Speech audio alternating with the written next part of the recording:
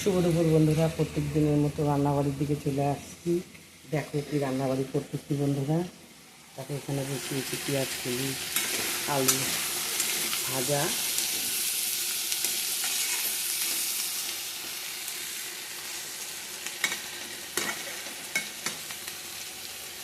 আর এখানে বসিয়েছি বন্ধুরা মাছের তেল দিয়ে পেঁয়াজ কলি, আলু, বেগুন দিয়ে চচ্চড়ি।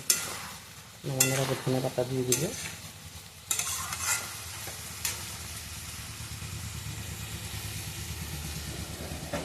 আর এখানে করলাম বন্ধুরা মাছের ঝোল।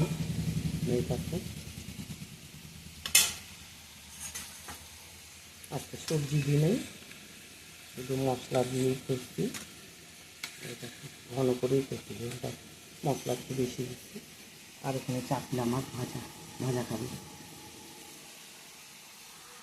আজকে এই রান্নাবাড়ি এই দিয়েই খাওয়া দাওয়া সারবো। তোমরা সবাই খাওয়া দাওয়া খাও বন্ধুরা। সবাই ভালো থেকো, সুস্থ থেকো।